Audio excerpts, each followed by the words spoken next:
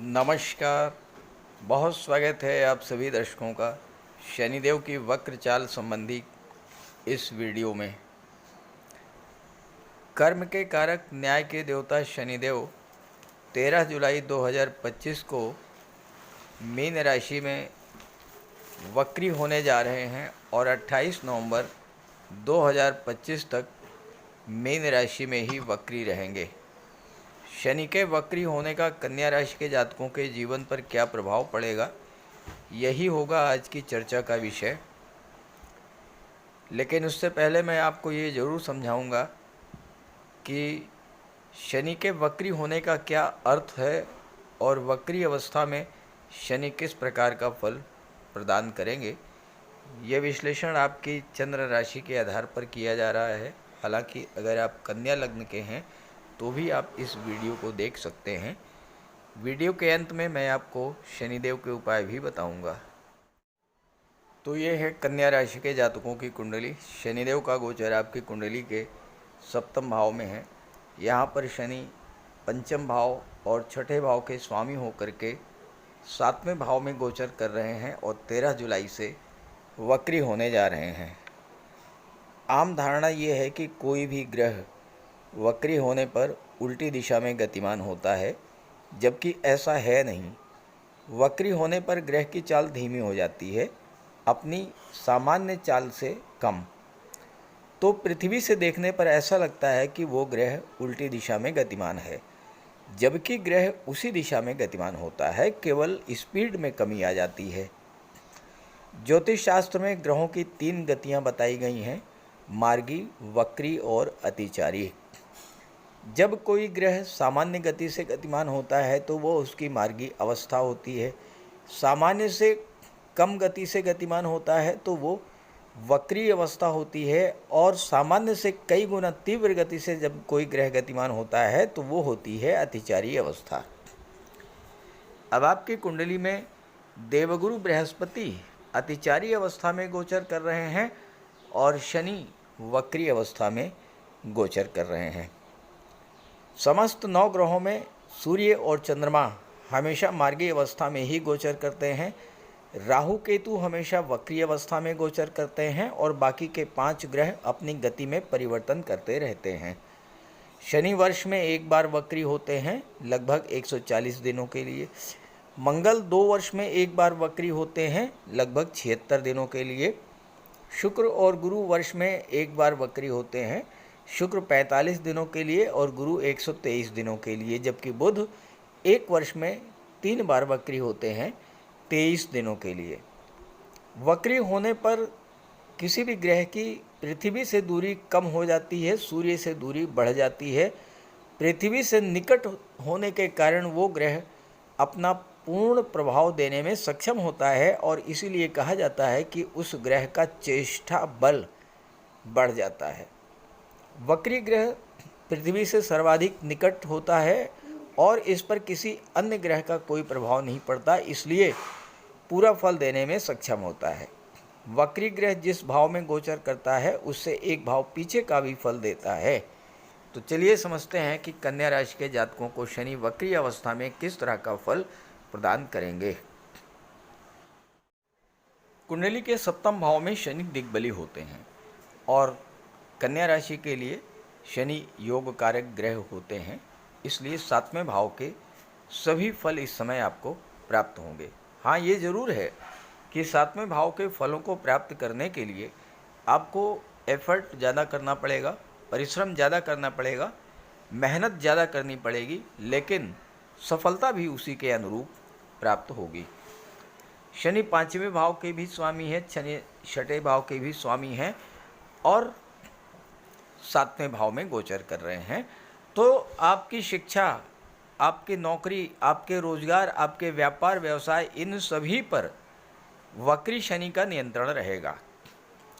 शनि के वक्री होने के कारण छात्रों के मन में शिक्षा से भटकाव की स्थिति बन सकती है, लेकिन अगर आपने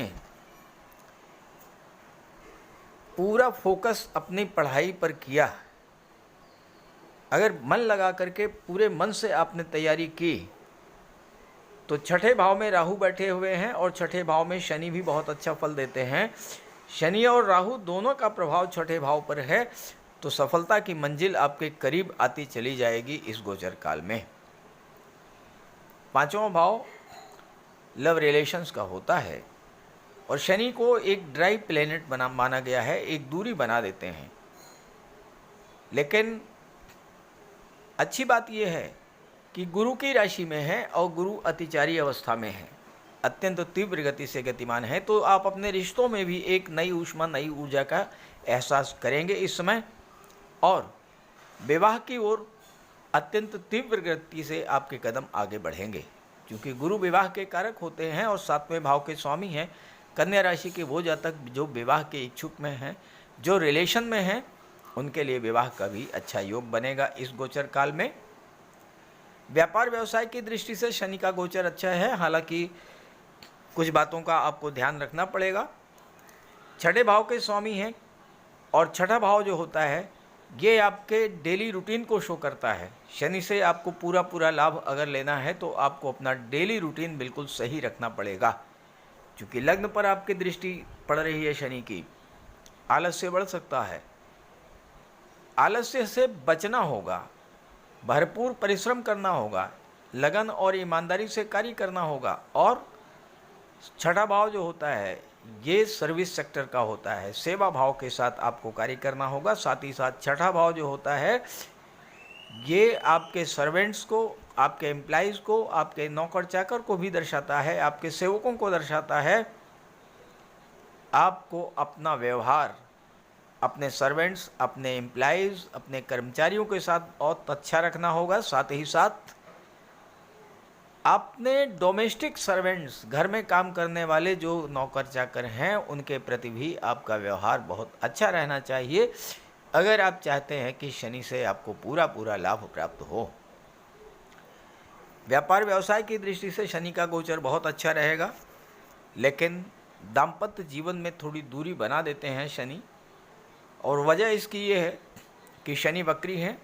शनि वक्री से हैं और वक्री शनि से पूरा लाभ लेने के लिए आपको मेहनत ज़्यादा करनी पड़ेगी। मेहनत ज़्यादा करनी पड़ेगी, आप अपने काम में इतने ज़्यादा व्यस्त हो जाएंगे कि हो सकता है कि आपको अपने जीवन साथी के लिए, घर परिवार के लिए समय ही न मिल पाए। ऐसे में एक अलग तरह की दूरी बनती है। शनि की दृष्टियां विच्छेदात्मक होती हैं, लेकिन चूंकि अपने मित्र की राशि पर दृष्टि पड़ रही है तो उतना अधिक कोई नुकसान तो नहीं होगा। ये ज़रूर है कि पिता के साथ आपके संबंध ख़राब हो सकते हैं, बॉस या सीनियर्स के साथ आपको अपने रिलेशंस बना करके रखने होंगे। हाँ, अगर आप चाहते हैं कि शनि के इस गोचर काल में भाग्य का आपको भरपूर साथ मिले, तो नवम भाव जो है ये धार्मिक अध्यात्म का होता है, धार्मिक यात्राओं का होता है। तो 13 जुलाई से 28 नवंबर के बीच आप कहीं तीर्थ यात्रा पर देव दर्शन के लिए अगर जाते हैं तो शनि का पूरा लाभ आपको प्राप्त होगा। चौथे भाव पर भी शनि की दृष्टि है और चौथा भाव भूमि, भवन और प्रॉपर्टी का होता है, वाहन का होता है। शनि सातवें भाव में दिग्बली है। ऐसे में इस समय आप कि कोई पुरानी इच्छा प्रॉपर्टी को लेकर, वाहन को लेकर, प्लाट को लेकर, मकान को लेकर पूरी हो सकती है। मकान बनवाना चाहते हैं और अगर आपने शुरू कर रखा है तो मकान को शनि पूरा कराएंगे, लेकिन अगर आप इस गोचर काल में मकान बनवाना शुरू करना चाहते हैं तो ये समय ज़्यादा अनुकूल नहीं रहेगा। ज़्यादा बेहतर ये है कि आप 28 नवंबर तक वेट कर लें और 28 नवंबर के बाद अपना कारोबार, अपना मकान बनवाना शुरू करें, जब शनि मार्गी हो जाए। हाँ, ये ज़रूर है कि जो लोग रियल इस्टेट से जुड़े हुए हैं, क्योंकि सातवां भाव व्यापार का होता है, चौथा भाव प्रॉपर्टी का होता है, तो जो लोग प्रॉपर्टी से रिलेटेड कोई व्यापार व्यवसाय इस समय कर रहे हैं उनके लिए समय अच्छा है। लेकिन इस समय ध्यान रखिएगा, माता का स्वास्थ्य खराब हो सकता है, परिवार में तनाव और कलह की स्थिति बन सकती है और मित्रों की तरफ से आपको किसी तरह का नुकसान हो सकता है। इस बात को लेकर आपको सावधान भी रहना होगा।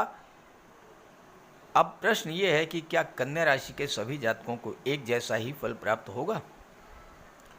क्योंकि कन्या राशि के एक दो नहीं करोड़ों जातक हैं और ये नहीं मालूम है कि कन्या राशि के जातकों की कुंडली में शनि की क्या स्थिति है। तो अगर आप ये जानना चाहते हैं कि आपकी जन्म कुंडली में शनि, राहु, गुरु, सूर्य, मंगल, बुध इनकी क्या स्थिति है, इन ग्रहों का क्या प्रभाव आप पर पड़ रहा है, आपके जीवन में समस्याएं क्यों हैं और उन समस्याओं का समाधान क्या है, अगर ये सब जानना चाहते हैं तो वीडियो के डिस्क्रिप्शन बॉक्स में मैंने अपना व्हाट्सअप नंबर दे दिया है, उस पर आप अपनी समस्याएं व्हाट्सअप कर सकते हैं और मैं आपको उन समस्याओं का समाधान देने का पूरा प्रयास करूंगा।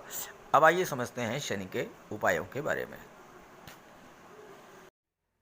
शनिदेव को प्रसन्न करने के लिए बहुत छोटे छोटे आसान से उपाय मैं आपको बताने जा रहा हूँ।